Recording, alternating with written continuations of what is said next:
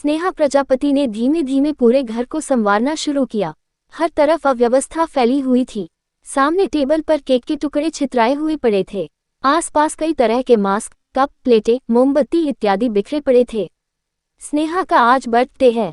कल रात ही शोभना, अमित, गौरांग, प्रीति, राजू और मंदार जैसे दोस्तों ने आधी रात को ही आकर जबरदस्त हंगामा कर दिया।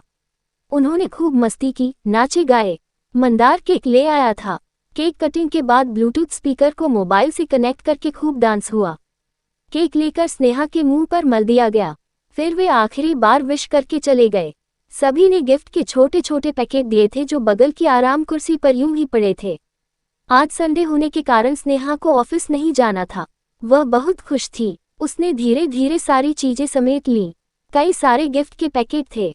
उसने उन सभी पैकेटों का पलंग पर ढेर लगा दिया और पालथी मारकर गद्दे पर बैठ गई और बारी बारी से पैकेट खोलने शुरू कर दिए। सबसे पहले उसने अपनी प्रिय सहेली प्रीति का पैकेट खोला। उसमें से एक छोटी सी चांदी की जंजीर निकली जिसमें खूबसूरत सा दिल के आकार का अमेरिकन डायमंड लगा हुआ पेंडल लगा था। प्रीति को वह बहुत पसंद आया। उसने चेन चूम ली। फिर मंदार का दिया बोन चाइना क्रॉकरी सेट, शोभना की दी जीन्स आदि देखते हुए उसे एक अजीब सा पैकेट मिला। ये पैकेट अंगड़ आकार में था, मानो बिना बॉक्स के कोई चीज चमकीले रंगीन पेपर में लपेट दी गई हो। उसे उलटने पुलटने पर कोई नाम नहीं मिला। स्नेहा असमंजस में पड़ गई। उसने उस पैकेट को खोल दिया। भीतर से एक चटक लाल रंग की बैटरी चालित रबर की गुड़िया निकल आई। वह जल्दी जल्दी आंखें झपका रही थी और उसके गले से अजीब सी घर्रा घर्रा की आवाज निकल रही थी। स्नेहा ने उसे उलट पलट कर देखा कि उसका स्विच बंद कर सके, पर यह देखकर वह आश्चर्य से भर गई कि उसमें कोई स्विच था ही नहीं। उसे इस गुड़िया की आवाज परेशान कर रही थी तो उसने उसका बैटरी कवर खोल दिया। उसने सोचा कि इसकी बैटरी ही निकाल दूं जिससे इसकी आवाज बंद हो जाए, लेकिन ये देखकर उसकी आंखें आश्चर्य से फट पड़ी कि उसमें बैटरी थी ही नहीं। आखिर ये गुड़िया चल कैसे रही है? स्नेहा सोच में पड़ गई। वह विज्ञान की स्नातक थी। बिना किसी ऊर्जा के स्रोत के कोई खिलौना नहीं चल सकता, ये बात वह जानती थी। वह उस गुड़िया को हाथ में लेकर ध्यान से उसका चेहरा देखने लगी। उसकी गोल गोल आंखें जल्दी जल्दी चालू बंद हो रही थी।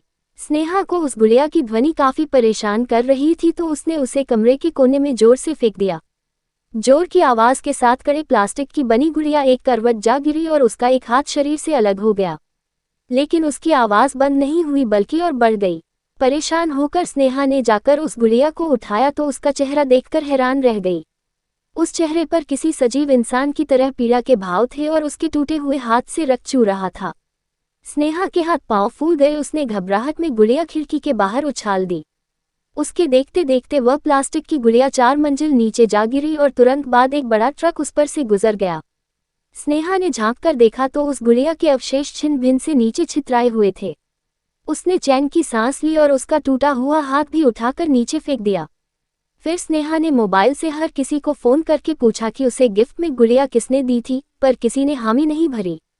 स्नेहा हैरान होती हुई अपने बेड पर गई और थोड़ी देर में ही नींद के आगोश में समा गई। आधी रात को किर्रा किर्रा की आवाज से स्नेहा की नींद उड़ गई। उसने कुछ देर अनसुना करने की कोशिश की, लेकिन जब आवाज बढ़ती ही गई और बर्दाश्त से बाहर हो गई तो उसकी गहरी नींद टूट गई। और जब उसे वस्तुस्थिति का आभास हुआ तो उसकी आंखें आतंक से फट पड़ी। वही शैतान गुड़िया उसके बिस्तर में पड़ी किर्रा किर्रा कर रही थी जिसका क्रियाकर्म कल ही ट्रक द्वारा किया जा चुका था।